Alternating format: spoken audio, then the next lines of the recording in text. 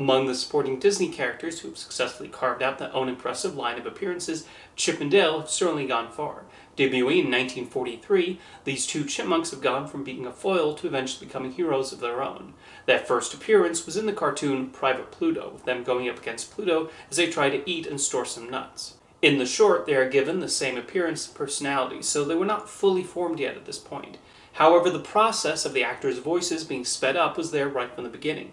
And yes, Chip and Dale existed long before Alvin and the Chipmunks, 15 years to be exact. They would go up against Pluto again, along with Mickey Mouse, in the 1946 short Squatter's Rights, directed by Jack Hanna. Hanna then had the idea to use Chip and Dale in more cartoons, finding there was a lot of comedic potential with them. He teamed up with storyman Bill Peet to help flesh them out and develop distinct personalities for them, with Chip becoming the more mature and focused of the two, while Dale was goofier. They were also given slightly different designs to make them easier to tell apart. Hanna directed most of the Chip and Dale cartoons over the next 10 years, although Jack Kinney also directed a few. Their biggest adversary was Donald Duck, with the short usually involving a confrontation related to stealing food or Chip and Dale's tree home. There are times when Donald is the one in the right, while some cartoons have Chip and Dale being unfairly treated by Donald, although you have shorts where both are wrong. A notable short featuring the characters was Working for Peanuts, which was released in 3D. Featuring Donald working at a zoo, Chip and Dale try to get peanuts from an elephant and hijinks ensue, with peanuts expectedly being thrown at the audience. One of Chip and Dale's most fondly remembered appearances was in the cartoon Pluto's Christmas Tree. They hide in a Christmas tree with Pluto trying to stop them until Mickey spots them and invites them to take part in the holiday celebrations. This short is particularly popular in Sweden, where it airs as part of an annual Christmas special featuring holiday-themed Disney cartoons. They would go up against other Disney characters too. In The Lone Chipmunks, they dealt with Pete, who has been robbing banks. In Two Chips and a Miss, the two compete for the affections of a female chipmunk named Clarice. Chip and Dale would star in the last theatrical cartoon in 1956 with Chips Ahoy, although they would continue to be used in Disney Comics afterwards. In 1959, Chip and Dale host an episode of the Walt Disney Anthology Show on ABC. They sing some musical numbers as they introduce some of their cartoons to the audience. It would be a few decades before they would make new screen appearances, although they did briefly show up in Mickey's Christmas Carol. When Tad Stones went to Michael Eisner to pitch an animated show for the Disney Afternoon involving rodent detectives, he initially suggested one based on The Rescuers. However, since Disney was already making The Rescuers Down Under at the time, it was turned down.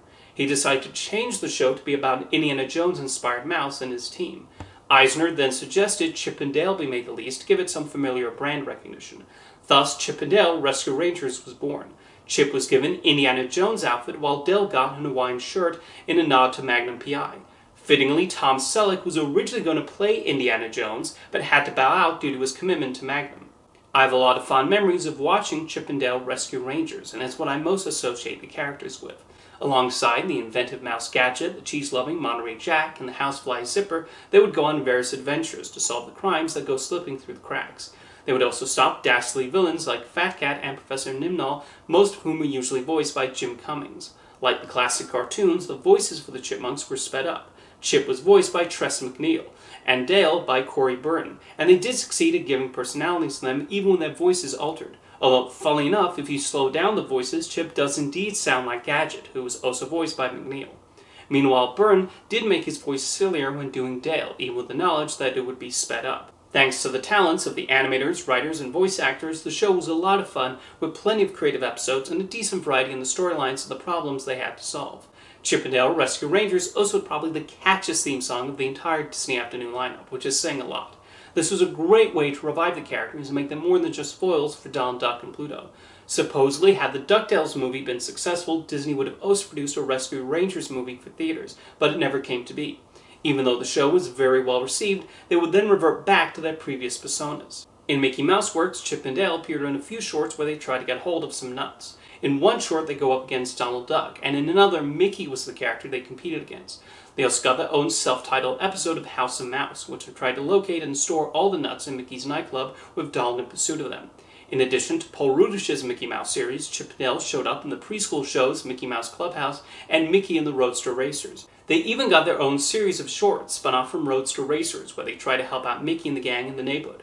Over the past few years, with nostalgia for Rescue Rangers remaining high, those versions of Chip and Dale have made return appearances. One was on the new DuckTales show.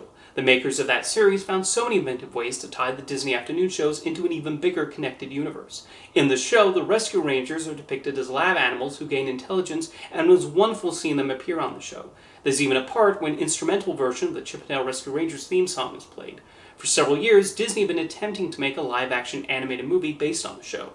This was likely due to a combination of the enduring popularity of Rescue Rangers and the enormous box office success of the Alvin and the Chipmunks movies. It was originally announced in 2014, with Robert Rugen, a director of commercials, attached. He had pitched an adaptation of the show that would have been done in the style of 1940s film noir. Despite Disney being enthusiastic about the idea, it never made it past the script stage.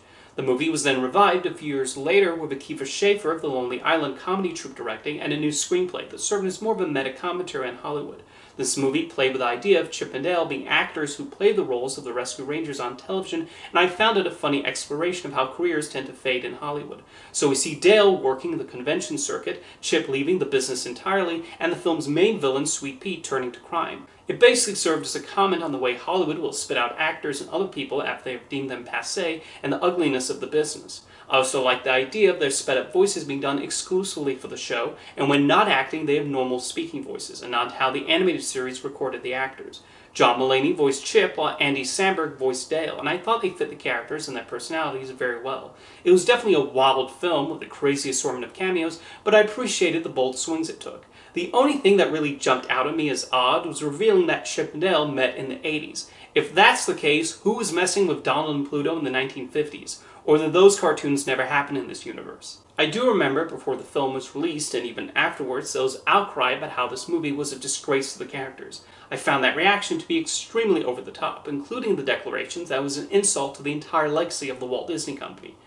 Calm down. It's a silly comedy with talking chipmunks. Its existence does not erase the prior shorts and the television show.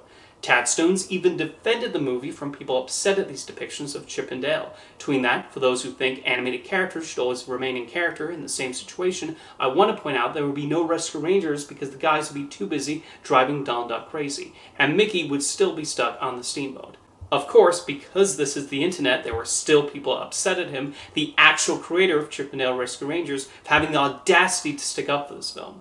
Did I think it was on par with something like Who Framed Roger Rabbit? No. Was it a fun, breezy comedy and enjoyable use of those two chipmunks? I personally found it was. With the success it had on Disney+, the positive critical reviews, and even an Emmy Award for Outstanding Television Movie, I can definitely see a sequel coming at some point in the near future. However, for those who want something closer to the original characters, there's the animated show Chip and Dale Park Life. Produced by the French studio GLM Animation and streaming on Disney+, the characters were redesigned for the show, and I really dug the look they went with here. I've seen a few episodes, and it's pretty cute, using primarily the visuals to tell the story and elevate the gags. They even go up against Pluto again, with other characters like Donald Duck and the Beagle Boys also showing up. Disney is apparently pleased with how the show is doing, as they've ordered more episodes. It's great to know that whether they're solving crimes or going head-to-head with Donald Duck, or just looking for food in the park, these two chipmunks remain an audience favorite. Chip and Dale have certainly earned their place as major Disney characters. See you next time.